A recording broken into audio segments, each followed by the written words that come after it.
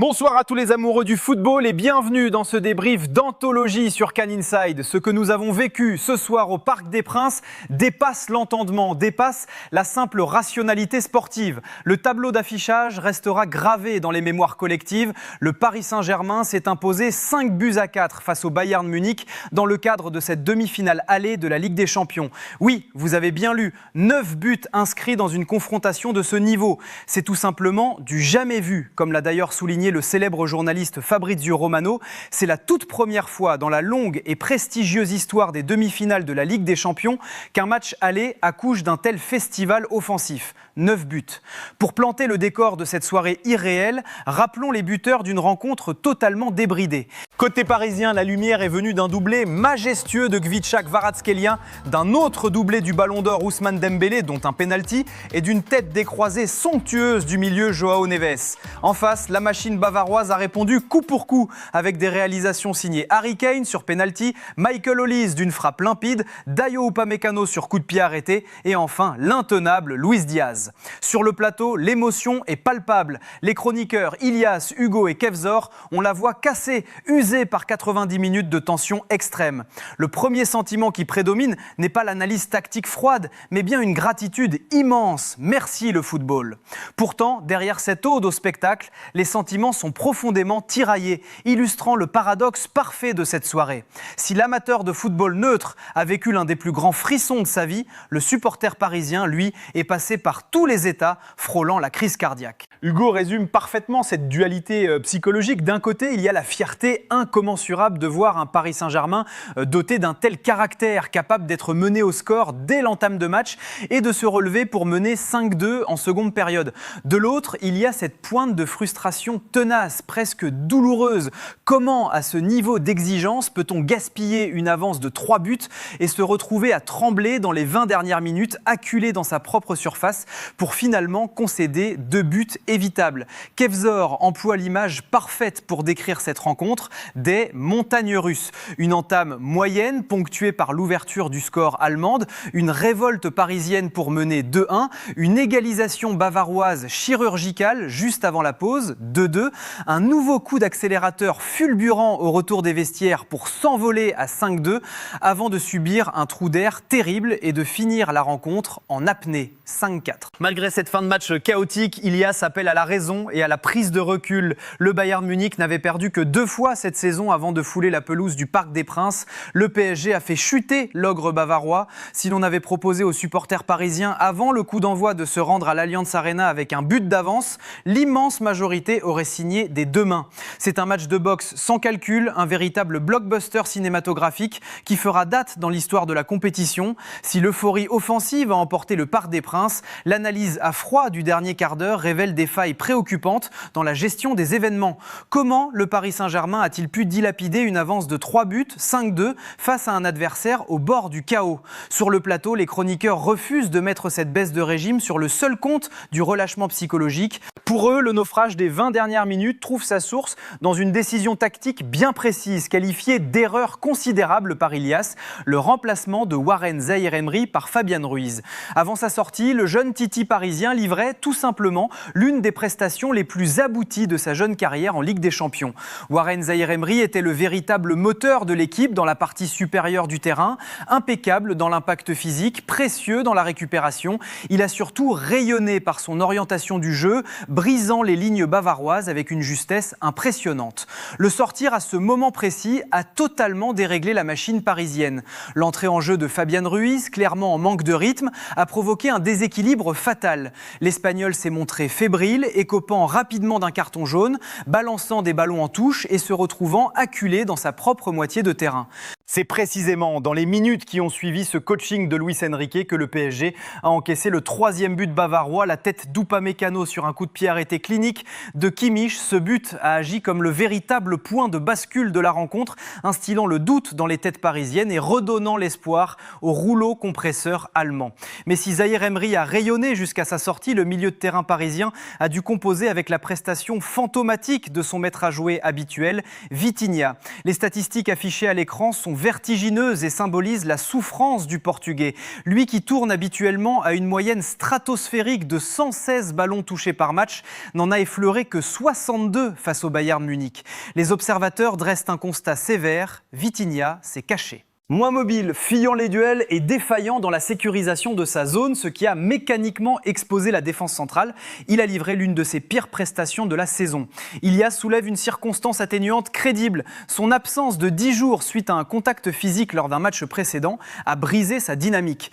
Dans un match d'une telle intensité athlétique face au milieu dominateur du Bayern, orchestré par un Joshua Kimmich impérial, le manque de rythme ne pardonne pas. Toutefois, de ce marasme individuel jaillit une conclusion collective extrêmement positive, mise en exergue par Hugo. En début de saison, lorsque Vitinha passait au travers de son match, c'est l'intégralité du collectif parisien qui s'effondrait comme un château de cartes, incapable de dicter le tempo. Ce soir, face à la meilleure équipe d'Europe et malgré la transparence de son métronome, le Paris Saint-Germain a trouvé les ressources internes pour inscrire 5 buts et arracher la victoire. Joao Neves, buteur et exceptionnel dans les sorties de balles courtes sous pression, et Warren Zaïre-Emery ont pris le relais avec brio. Cette capacité à survivre et à performer malgré la défaillance de son meilleur élément au milieu de terrain prouve que ce PSG a franchi un véritable palier mental et collectif. Si le milieu de terrain a connu des turbulences, que dire de l'axe défensif parisien ? Le naufrage de la charnière centrale a incontestablement été l'un des points noirs de cette soirée épique. Les statistiques affichées à l'écran par la rédaction sont effroyables pour des défenseurs de ce standing. Marquinhos n'a remporté que 2 de ses 8 duels, tandis que Willian Pacho affiche un famélique 2/7. Pour l'international équatorien, les experts du plateau sont unanimes et tranchants. C'est sa pire prestation sous le maillot parisien dans un grand rendez-vous européen. Totalement perdu sur le terrain, il se retrouve impliqué de près ou de loin sur une immense majorité des buts bavarois. Son tacle glissé non maîtrisé dans la surface de réparation qui amène le pénalty transformé par Harry Kane est décrit comme une véritable faute d'école. À ce niveau d'exigence, un défenseur central se doit de défendre debout. Plus tard dans le match, c'est encore lui qui égare totalement le marquage sur Dayo Upamecano lors du 3e but munichois. Un calvaire technique et de placement de la première à la dernière minute. Mais le véritable supplice s'est opéré sur le côté droit de la défense parisienne où Marquinhos a vécu un cauchemar éveillé face à l'intenable Luis Diaz. Le Colombien a littéralement martyrisé le capitaine du PSG, enchaînant les crochets intérieurs et extérieurs avec une vélocité et une imprévisibilité déconcertante. Les chroniqueurs pointent du doigt une double erreur fatale. La première est individuelle. Marquinhos commet une faute évitable dès la 11e minute, écopant d'un carton jaune qui l'a irrémédiablement condamné à défendre avec le frein à main pendant les 80 minutes suivantes. La seconde erreur est purement tactique et incombe directement à Luis Enrique. Laisser son défenseur central déjà averti en 1 contre 1 pur face à l'un des ailiers gauches les plus en forme de la planète, sans aucune couverture de la part d'Achraf Hakimi, replacé au milieu en phase défensive, relevait du suicide sportif. Si cette stratégie avait pu tenir face à des profils misant uniquement sur la vitesse de pointe lors des tours précédents, elle a volé en éclats face à l'arsenal technique de Luis Diaz. Derrière cette ligne défensive aux abois, le rôle de Matvei Safonov a suscité de très vifs débats. Avec 4 buts encaissés à domicile, le portier russe affiche un bilan comptable lourd. Pourtant, l'analyse du plateau se veut nuancée. S'il n'a pas été impérial sur la frappe puissante de Michael Olise plein axe, il a néanmoins sauvé le PSG d'un naufrage précoce grâce à un arrêt réflexe monumental devant ce même Olise à 0-0. Il a également fait preuve d'un grand courage dans ses sorties au sol et sa lecture de la profondeur. En revanche, c'est son jeu au pied qui a cristallisé les critiques les plus acerbes. Dans les moments d'asphyxie, là où l'équipe parisienne avait un besoin vital de calme pour ressortir proprement le cuir, Safonov a multiplié les dégagements précipités en touche ou les relances hasardeuses rendues directement à l'adversaire. Ce déchet technique, couplé à une défense centrale incapable de remporter le moindre duel physique, a maintenu le Paris Saint-Germain sous la pression constante du rouleau compresseur bavarois. Le supplice défensif parisien ne s'est pas limité à l'axe. Sur le flanc gauche, l'affrontement tant attendu entre Nuno Mendes et Michael Olise a tenu toutes ses promesses, mais a révélé une fragilité inattendue. Habituellement impérial dans l'exercice du 1 contre 1 direct, lui qui a déjà mis sous les ténuards des phénomènes mondiaux comme Lamine Yamal, Bukayo Saka ou Mohamed Salah cas par le passé. Le latéral portugais a cette fois-ci considérablement subi la loi de l'international français du Bayern. Les observateurs sur le plateau s'empressent toutefois de tempérer cette contre-performance. Nuno Mendes, absent des terrains depuis 10 jours, n'était visiblement pas à 100% de ses capacités athlétiques.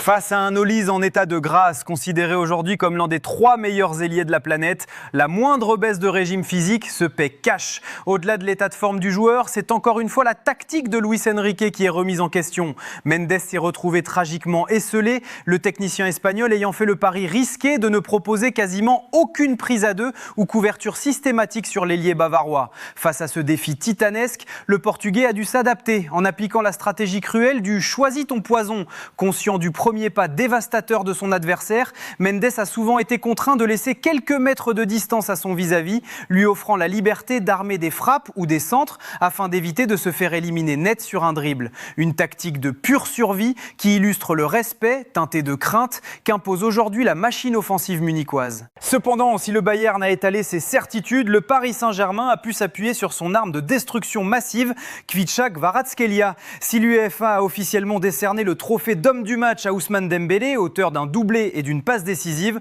le plateau de Cannes Inside est unanime et catégorique. Le véritable roi incontesté de la soirée, c'est le Géorgien. Alors que Paris était mené 1-0 et en plein doute à domicile, Kvaratskhelia a enfilé son costume de sauveur avec une insolence rare. Auteur d'un doublé magistral, il a fait vivre un véritable cauchemar à Stanisic. Les analystes comparent son style dévastateur à un mix parfait. La vélocité, la puissance et le centre de gravité bas d'un Franck Ribéry à son sommet, combinés à une précision clinique. Les statistiques dévoilées en direct donnent le vertige et prouvent sa régularité exceptionnelle. Le Géorgien est impliqué dans 15 buts sur ses 14 derniers matchs de Ligue des Champions. L'un des chroniqueurs lâche d'ailleurs une phrase choc qui résonne lourdement. La campagne européenne actuelle de Kvaratskhelia est supérieure à celle qui a pourtant sacré Ousmane Dembélé du Ballon d'Or la saison passée. La métamorphose du joueur est absolue. Autrefois pointé du doigt pour un individualisme frustrant et même piqué au vif par Luis Enrique, qui n'avait pas hésité à le mettre sur le banc face à Chelsea, Kvara a répondu en champion. Il a épuré son jeu. Il ne force plus l'exploit en s'empalant sur 3 défenseurs. Il lit le tempo, trouve les bonnes zones et punit avec une froideur létale. Son premier but, glissé dans un trou de souris hors de portée de la gigantesque envergure de Manuel Neuer, symbolise cette perfection technique. Il est aujourd'hui le véritable leader offensif du Paris Saint-Germain. L'animation offensive parisienne a offert un spectacle total, mais elle a également exposé les 2 visages de ses créateurs. Le match de Désiré Doué, par exemple, est une véritable énigme, un condensé de ce qui agace et de ce qui fascine chez ce très jeune joueur. Sur le plateau, ses 20 premières minutes ont été qualifiées d'abominables sans la moindre hésitation.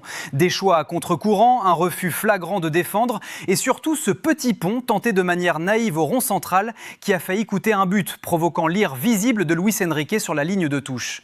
À cet instant précis, un remplacement disciplinaire aurait été amplement justifié. Mais c'est là que Doué a prouvé son incroyable épaisseur mentale. Au lieu de sombrer, il s'est métamorphosé. En épurant son jeu, en se mettant au service du collectif et en multipliant les replis défensifs, il a été l'un des artisans majeurs du réveil parisien. Sa somptueuse passe lobée en profondeur pour le premier but de Kvaratskhelia prouve qu'il possède un instinct de playmaker redoutable qu'il doit impérativement cultiver. Un autre joueur incarne ce PSG sur courant alternatif, Ousmane Dembélé. S'il a été désigné homme du match par l'UEFA, un choix que le plateau conteste au profit du Géorgien, le Ballon d'Or en titre a pourtant fait frissonner d'effroi le Parc des Princes, en ratant un face-à-face absolument immanquable en début de rencontre face à Manuel Neuer. Une frappe trop ouverte qui a réveillé les vieux démons de son manque de finition. Mais là encore, l'orgueil des grands champions a pris le dessus. Dembélé a pris ses responsabilités en transformant un pénalty crucial sous très haute pression, refusant de se cacher. Surtout, son intelligence de jeu a crevé l'écran sur le deuxième but de Kvaratskhelia, où il effectue une feinte de corps magistrale en laissant passer le centre d'Achraf Hakimi entre ses jambes. Avec des statistiques toujours aussi affolantes depuis le début de l'année civile, 14 buts et 6 passes décisives avant ce match, l'international français confirme qu'il est devenu un joueur clutch, vital pour le système parisien. Pour clôturer l'analyse de cette soirée irréelle, les mots de Luis Enrique en zone mixte résonnent comme la parfaite synthèse de ce choc des titans. Loin des postures arrogantes, le technicien espagnol s'est montré d'une lucidité absolue. Je n'ai jamais vu autant d'intensité et de physique à ce niveau-là. niveau-là. On méritait de gagner, on méritait de faire un match nul, on méritait de perdre aujourd'hui. C'était un match fantastique. Ce constat résume la fragilité du rapport de force entre les deux meilleures équipes d'Europe actuelles. Avec un si maigre avantage, 5-4, le Paris Saint-Germain est conscient de la tâche titanesque qui l'attend mercredi prochain. L'Allianz Arena s'annonce comme une véritable chaudière. Le Bayern Munich, porté par un Luis Diaz injouable et un Harry Kane clinique, va très certainement imposer un pressing infernal. Paris devra se préparer à souffrir, mais c'est pertinemment que des boulevards s'ouvriront à nouveau dans le dos de la défense bavaroise. C'est ainsi que se referme ce débrief monumental sur Cannes Inside. Un grand merci à toute la communauté pour avoir partagé ce frisson avec nous. Avant de nous quitter, téléchargez notre nouvelle application Godefot pour nous défier sur les pronostics et les quiz. N'oubliez pas non plus de rejoindre nos réseaux et notre Discord pour prolonger le débat. Alors la famille, que retenez-vous de cette soirée ? Le génie de Guevara, la fragilité défensive de la charnière ou la résilience de l'équipe ? Tapez Allianz Arena si vous croyez en la qualification du PSG. Pensez à liker la vidéo, à la partager et à vous abonner en activant la cloche. On se retrouve demain pour le grand podcast à froid. Prenez soin de vous, allez Paris et vive le football!